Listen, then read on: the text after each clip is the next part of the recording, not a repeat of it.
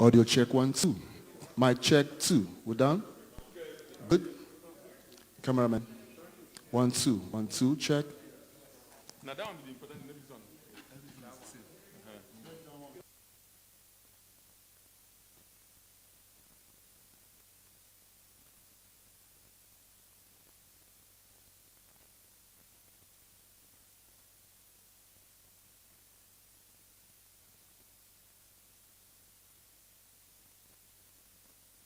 Sound check 1, 2.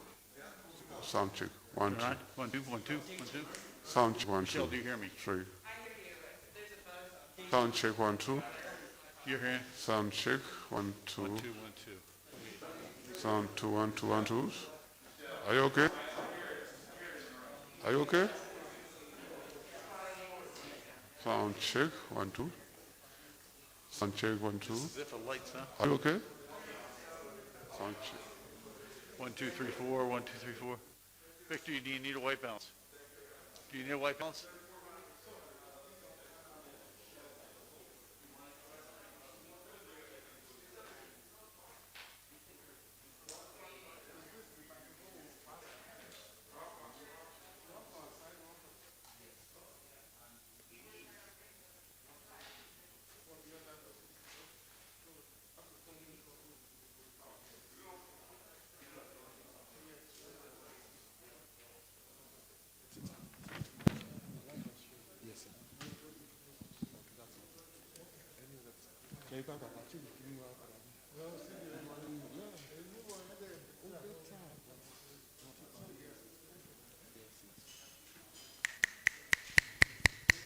We good? 1, 2, check. Mic 2. Check.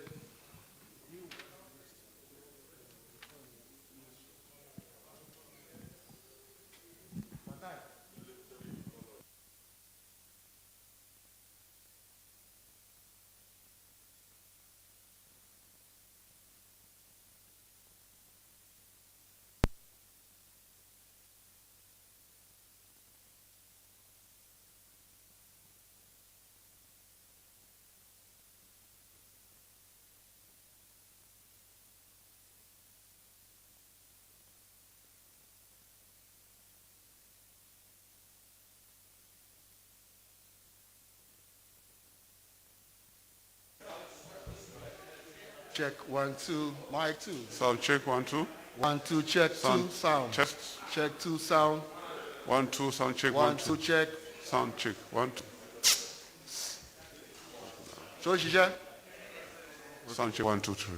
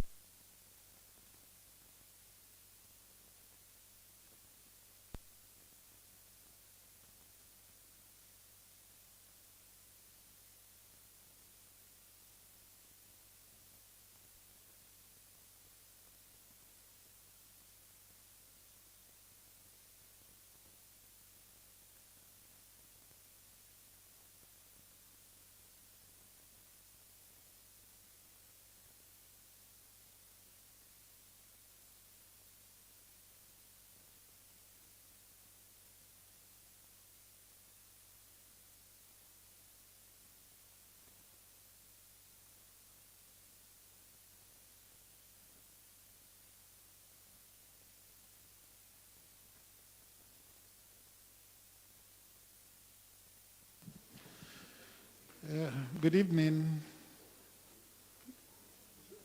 gentlemen of the press. We've had the United States Secretary of State visiting. He has interfaced with our president and with the vice president. He is now here with our Minister for Foreign Affairs, Mr. Geoffrey Onyeama, and they're going to address the press. The procedure is that the Secretary of State will speak about 3 to 5 minutes. Then Mr. Onyeama will also speak for the same time. And thereafter, there will be questions.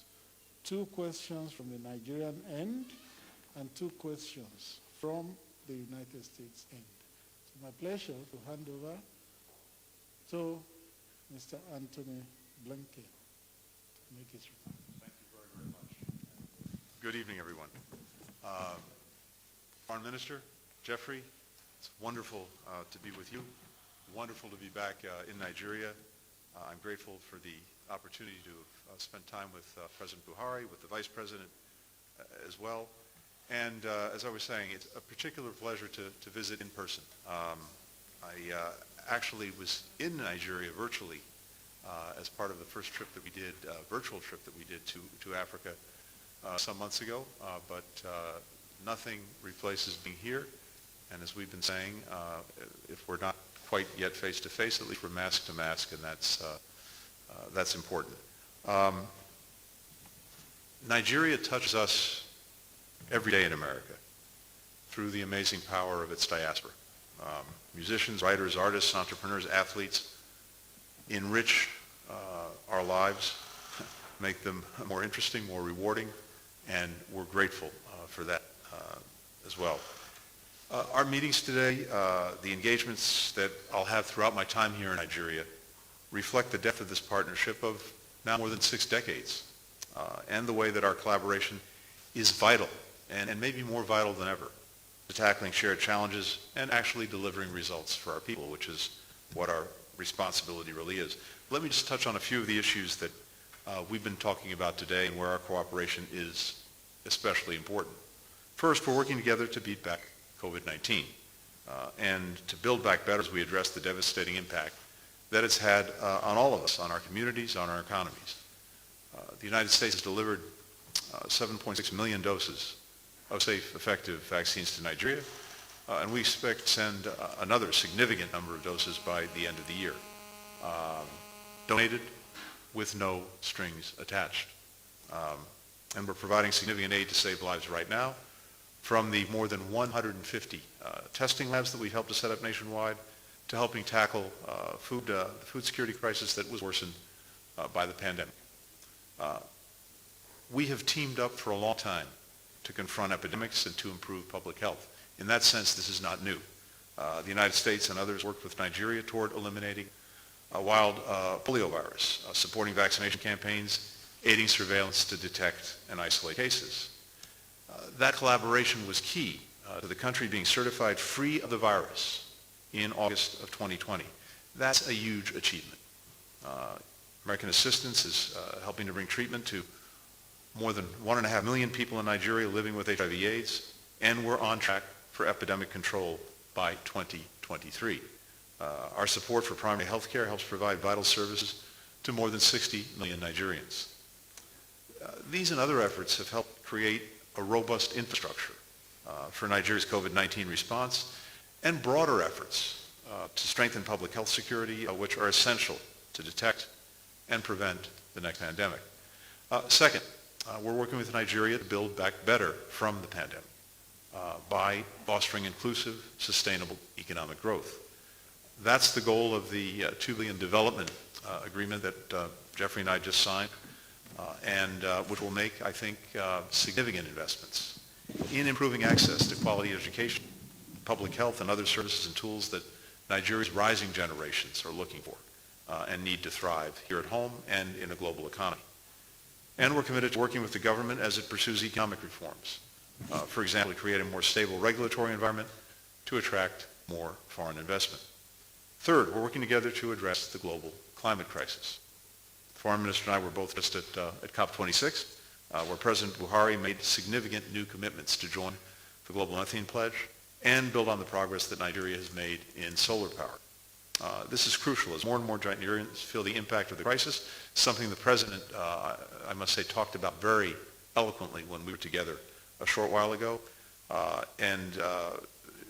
People displaced, people who have lost connections with their livelihoods as a result of climate change, among other disruptions.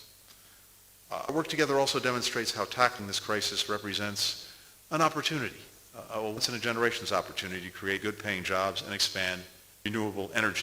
To that end, let me say that we welcome the conclusion of the investigation by the Independent of Inquiry established by the Lagos State government to look into the events that took place near Lekki toll gate in Lagos in October of 2020. This, of course, was amidst the NSAR's protests, including the killings and other alleged abuses by the security forces. We anticipate and look to the state and the federal government's response to the findings and expect those to include steps that ensure accountability and address the grievances of the victims and their families. We're also working closely with Nigeria to help the populations most affected by conflict and violence in the country, particularly in the Northeast, where the United States is providing vital humanitarian aid to approximately 2.2 million internally displaced Nigerians. The United States continues to build the capacity, together with Nigeria, of the military, including through the recent delivery of 12 A-29 Super Tucano aircraft. But capacity building goes much deeper than delivering military hardware, something that we talked about as well. We're also providing more human rights and rule of law training because military and civilian security forces are more effective when they act in accordance with these values and because it's crucial that Nigeria hold accountable members of the military who commit abuses. Journalists, human rights defenders, and others in Nigeria's very vibrant civil society are playing a vital role in shining a spotlight on these and other issues. Their ability to exercise freedom of expression and other basic human rights is crucial to advocating for individuals and communities and strengthening this country's vibrant democracy, as we've seen in the successful efforts to promote electoral reform and lower the age at which Nigerians can run for office. I look very much forward to meeting several of these leaders tomorrow, including faith leaders who are diffusing communal tensions and promoting peace. And we look forward to Nigeria, Africa's largest democracy, joining the Summit for Democracy next month. All participants, from government to civil society, will make commitments to improve and strengthen democracy in our respective countries and strengthen the partnership among democratic nations. The range of issues that we're working on together is vast, but given the interests we share and the challenges we have in common, delivering for our people demands that we find ways to deepen our existing ties and partnerships even further. That's ultimately what this visit and the work that we're doing every single day between our governments, between our people, that's what it's all about. Lastly, let me just say one brief word about yesterday's events in Sudan. The United States is deeply concerned by the violence used by the Sudanese military against people engaged in peaceful protest, which reportedly killed more than a dozen civilians and wounded scores more. The military must respect the rights of civilians to assemble peacefully and express their views. And we continue to support the demand of the Sudanese people for the restoration of the civilian-led transition, including the return of Prime Minister Hamdok to office and the immediate release of all those detained since October 25th. With that, thank you. Geoffrey.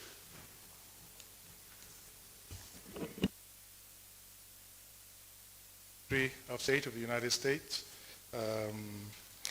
Antony, a very warm welcome again to Nigeria. It's wonderful to have you back here with us.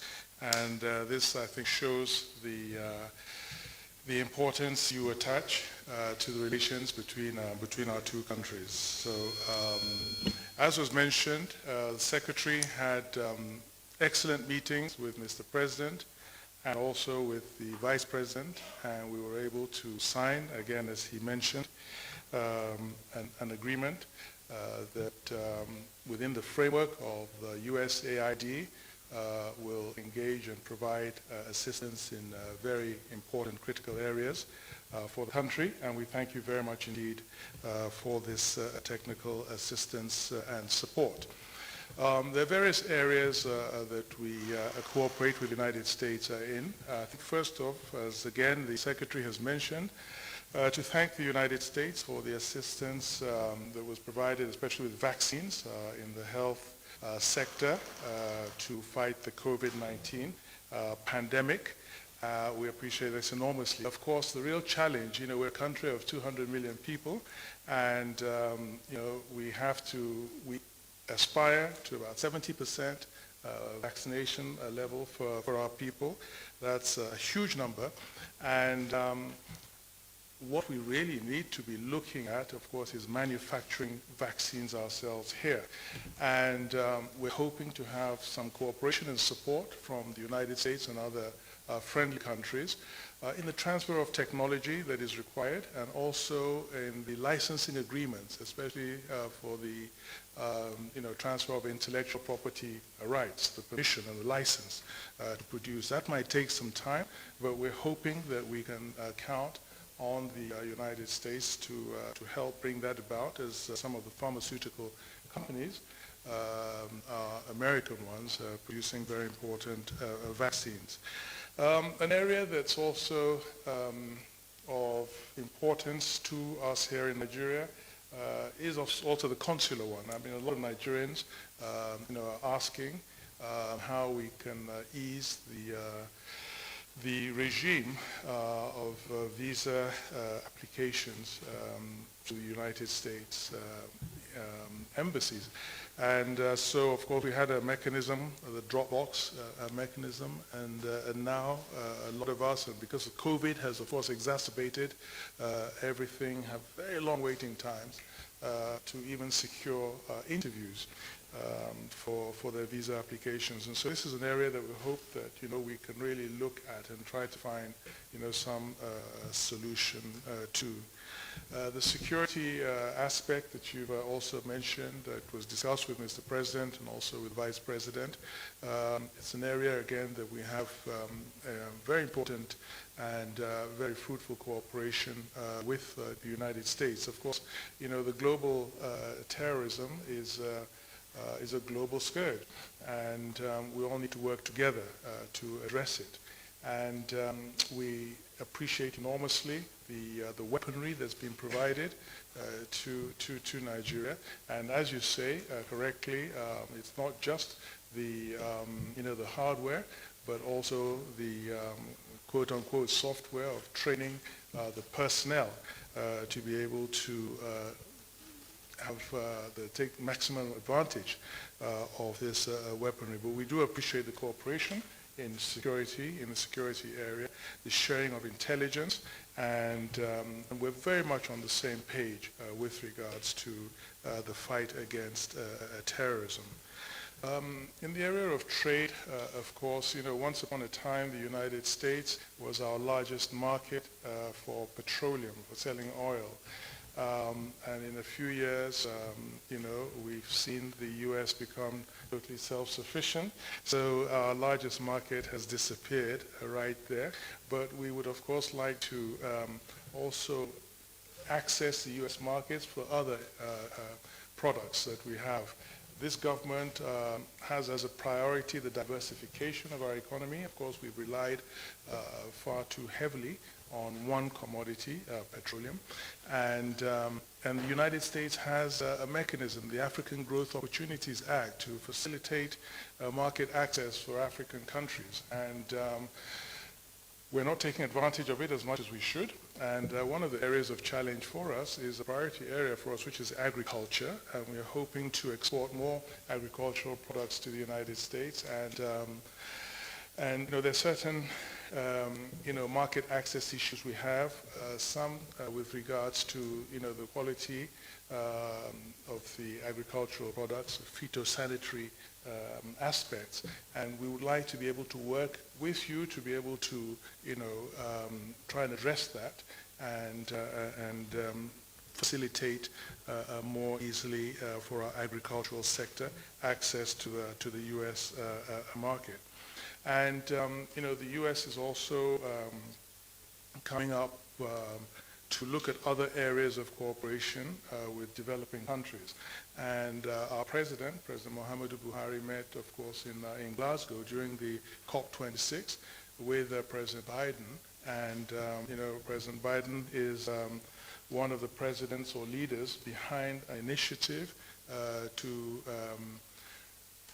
to facilitate the support for developing countries in regards to infrastructure. And again, this is a key priority area for our government, the huge infrastructural deficit that we have and challenges that we face. And so we really look forward to working together in trying to help solve some of these infrastructural challenges that we and other developing countries face. And I'm really happy that it's now become a real policy objective of the United States to do this. And we look forward to working with you very much in this area. And of course, in the humanitarian field, we're extremely grateful to the support that has been provided by the United States, in the humanitarian area, the large number of internally displaced persons that we have in the north, and the work that some of your agencies are doing in this area is something that we welcome enormously. And of course, you discussed with the Vice President on the issue in the area of climate change. And so here, after the Paris Agreement, the developing countries, the United States and others, big emitters, I might say, made a commitment to provide $100 billion a year to developing countries to help with adaptation mitigation. And, so far it's been observed more in breach than in the observance of this promise. So we're hoping also that the U.S., and we're delighted to have the U.S. back supporting the multilateral system and back in the climate change, finding a solution on climate action. And so we're also hoping that the U.S. will push the other industrialized countries to make good on this promise, because we certainly need this kind of financial support to be able to put in place all the actions that we need for mitigation and for adaptation. And of course, in this context, as Vice President mentioned, is a very important issue for us as a gas-producing country. In fact, Nigeria is seen we are actually more of a gas-producing country than actually an oil-producing country. And we're looking to gas to help to address our energy needs. And we noticed that a number of the big industrialized countries and financial institutions are now defunding projects and gas projects. And of course, this would really be a huge blow for countries such as ours that really want to see gas as a transition fuel, and to have time in which to work towards net zero 2050, 2016, net zero emission, but in the meantime, to be able to also continue to use gas and exploit the gas that we have at our disposal. So we hope that the U.S. will understand and support us in getting financial institutions such as the World Bank and others to go easy, as it were, on some of these countries that need this transition period to use these fuels. And you talked about the NSARS. And of course, the Lagos panel has come out with a report. But I think one thing that's absolutely clear is that the government believes in the rule of law, and following all the processes. The government's been totally transparent and actually encouraged and helped to set up these panels of inquiry, and to make it transparent and totally open. and will continue to do so. So I think that there's no issue there. And we're also learned with and have read with much appreciation that Nigeria has been taken off the list of concern for countries that the U.S. feels have issues with religious freedom.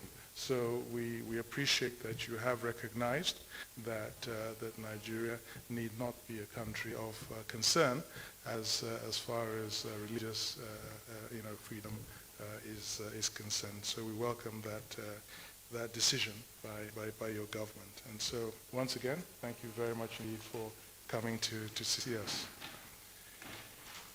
Thank you very much, Mr. Blinken and Mr. Geoffrey Onyeama. Now we'll take questions.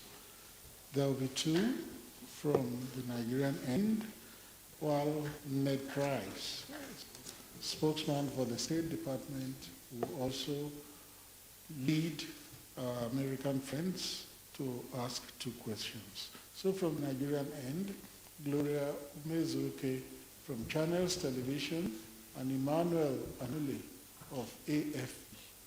Can we ask our questions back to back?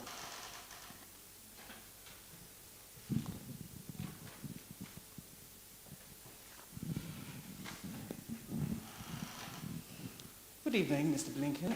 My name is Gloria Umezuke from Channels Television.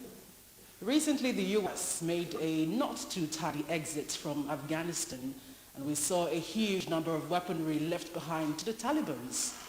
Have you had any worries that this act alone can implicitly empower, terrorist groups in other African countries like Nigeria and its sister countries? Thank you. Yes, Mr. Secretary, my name is Dr. Anule Emmanuel. I write for AFP News Agency.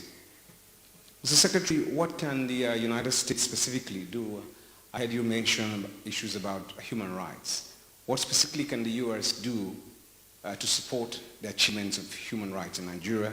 And quickly, are you looking forward to providing more hardware, particularly fighter planes for Nigeria, considering the level of insecurity in the country? Thank you. Thank you very much. With regard to the first question, I've seen... Looked like it was on. Okay, there we go. With regard to the first question, I've seen no evidence that any of the weaponry that was originally provided to the Afghan security forces over 20 years and then wound up in the hands of the Taliban after the Afghan government and military forces imploded in Afghanistan. I've seen no evidence that any of that weaponry has been transferred to any other group. And I might add, the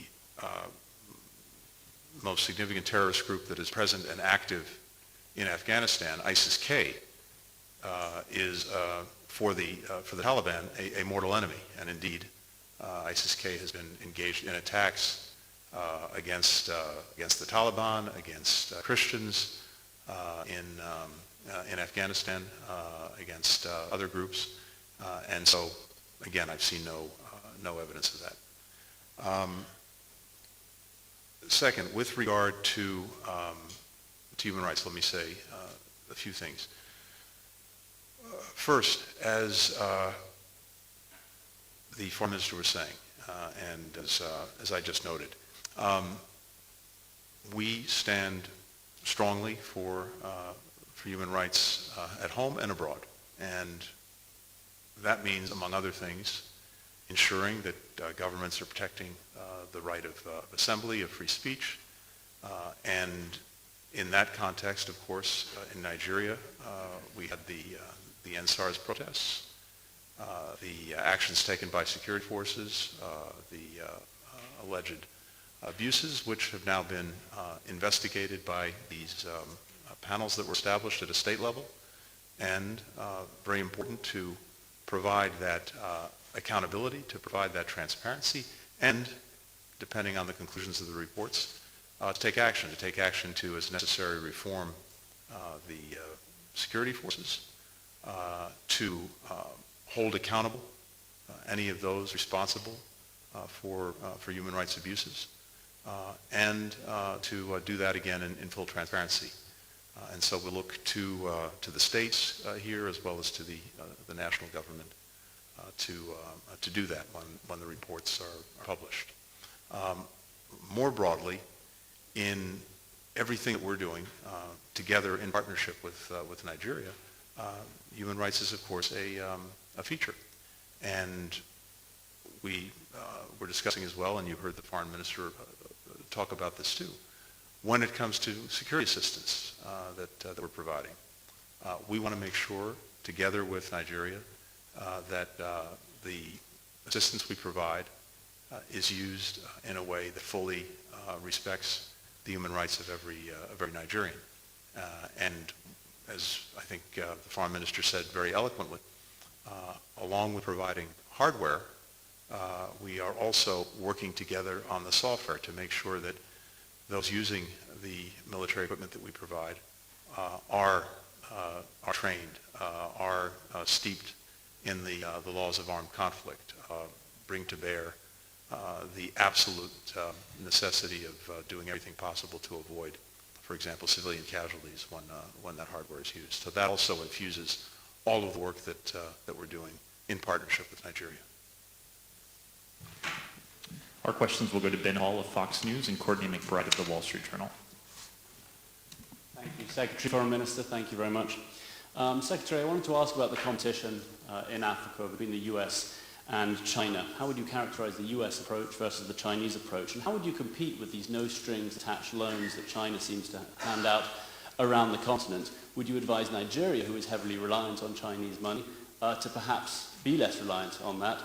And then how much of a priority is it for the administration to secure resources in Africa, particularly rare earth minerals, which are going to become so important in the future when it comes to battery technology and the rest? China is laser focused on those, and some say they are reaping the benefits. And Foreign Minister, there has been much criticism that your government is heavily reliant on Chinese money and Chinese loans. What would you respond to that? And to what extent does that give China leverage in Nigeria? And what do you make of the competition between the US and China here in Africa? Thank you. Happy to start. Thank you. First and foremost, our engagement in Africa, with Africa, our partnership with Nigeria, with many other countries, is not about China or any other third party. It's about Africa. It's about working together to make the investments in Africa, to make the investments in its people, and ultimately to ensure that across the board we help create the conditions so that there are truly, ultimately African-led solutions to any of the challenges that Africa faces. But our support, I think, can be critical in doing that. When it comes to infrastructure investment, again, this is not about China or anyone else. It is about what we would like to think of as a race to the top when it comes to those investments. So it's not simply the resources themselves. It's how they're used and according to what principles. In our case, and Foreign Minister referred to this, we have coming out of the G7 the Build Back Better World program, and what's the feature of that program is that there are certain principles by which all of the countries involved will make infrastructure investments, including here in Africa. And so, for example, we want to make sure that as investments are made, countries are not labored with tremendous debt that they can't repay. That's something we won't do. We want to make sure that the rights of workers are foremost in our minds, that the environment is protected, that there's no corruption that comes along with these investments, that we build together to the highest possible standards, and that we invest in areas and sectors that really will be the future for Africa as well as for the rest of the world, to include in green technology and green infrastructure, to include in healthcare systems, to include in information technology. So this is, for us, an affirmative vision of what investment can and should be. And again, it starts with the people of Africa. That's the focus that we're bringing to it. And look, on one level, if there's investment or trade coming into Africa or with Africa from anywhere else, including China, in principle, that's a great thing. And investment in infrastructure is a good thing and a necessary thing. But I think it's important, as countries are considering that, again, they focus on not just the resources made available, but how those resources are actually used. And that, at least in my mind, is where our focus is, and where I think, certainly in conversations that I've had just in the last couple of days, as well as before that, where increasingly the minds of our partners in Africa are. Thank you very much. Well, regarding the debt of the country, we try to be extremely prudent in this. We don't just, borrow willy-nilly. And in fact, in reality, our debt to GDP ratio is still actually very good. So it's sustainable debt, and that we focus on, and we keep our eyes very much on that. But the reality also, is that the government realized, Mr. President realized that to industrialize, we just have to get the infrastructure in place. And there was just a huge infrastructure deficit that we're facing in this country. And and we saw a great opportunity with the Chinese. I mean, they're used to a lot of these huge capital projects and infrastructure projects. We would have gone with anybody else that was providing something at a competitive rate for us. But in many areas, they were. But there are others, like the Germans, Siemens and others that are also coming in and that we're working with, and have also given us, a good facilities. So it's not a question of one country or the other per se. It's really a question of, the best deal that we can strike. And, and we're paying for those. So the issue of Chinese influence, really doesn't come in, because these are not grants, these are not gifts. We're paying for these things, but making sure that we're incurring those debts sustainably. And regarding U.S.-Chinese competition in Africa, I don't want to sound almost cynical almost about it, but sometimes it's a good thing for you if people, if you're the attractive bride, and everybody is, is offering you wonderful things. So you take what you can from each of them. So, that could be the situation there. But, we have wonderful relations with the U.S. and we have wonderful relations with China, economic relations, and it'll just it'll be on an ad hoc basis and based on the interests of Nigeria, not on the interests of China or the interests of the U.S.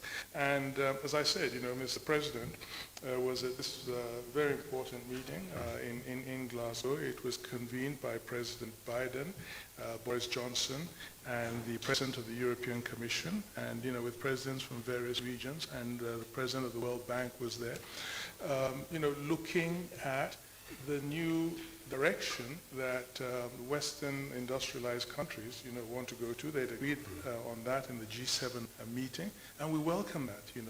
It's something that sounds extremely attractive to cooperate with these countries to look at how we can improve the infrastructure in developing countries. And so it was something that our president found extremely attractive, and we really hope that it'll take off very quickly. So it should be a win-win-win for everybody, It should be a win-win, and that's the way we look at it. Thank you. Thank you. Mr. Foreign Minister, do you view the U.S. as recognizing, acknowledging the size, the economic power, and the influence of Nigeria on the continent as part of this visit? And what role do you believe that Nigeria can play in helping to resolve several regional crises? Obviously, we're watching Ethiopia, Sudan, Somalia. And to Mr. Secretary, the Foreign Minister outlined several areas of concern for Nigeria. Were you able to make any headway on those? I mean, do you envision further opportunities for collaboration on security, on economic and other issues. And just on the news of the day, you joined your counterparts in the G7 in condemning Belarus's fomenting of irregular migration. I'm just wondering if you have a clearing of the encampment. Thank you.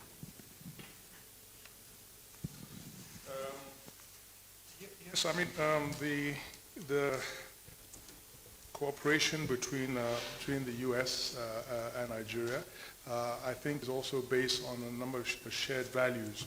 And as the Secretary has mentioned, in December, the President of the U.S. is going to host a summit, on democracies, and that's obviously one area that we have, a great deal in common. Our governance architecture and system is based on the U.S. Model. So there's a lot that, that unites us and brings us together. We're honored by this visit, and over the last 5-6 years of this government, we've maintained very close relations with the U.S. and the different interlocutors, presidents and secretaries of state that we've interacted with, have recognized that Nigeria is the largest economy on the continent, the most populous country, and and has a very important role to play. And I think our engagement and the nature of our engagement brings this out. We see the U.S. as a very important global partner, largest economy in the world, most powerful country in the world, and we engage at the multilateral and the bilateral level with the U.S.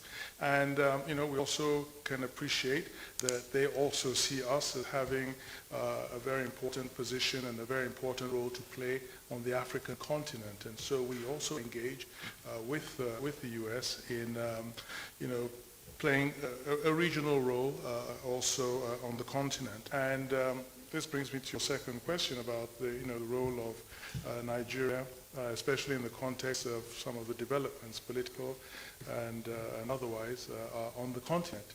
And yes, Nigeria, it's a bit like the U.S.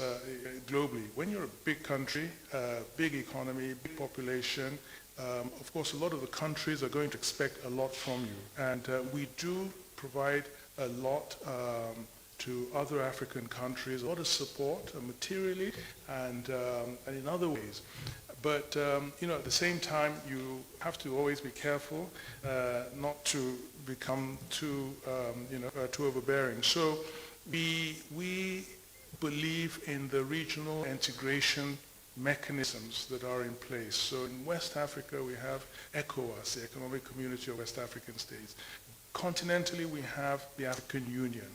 And so we try to build consensus, within those entities rather than going it alone. So you'll recall, for instance, in the Gambia some years ago, when we wanted to restore constitutional order, and we did this, within the framework of ECOWAS.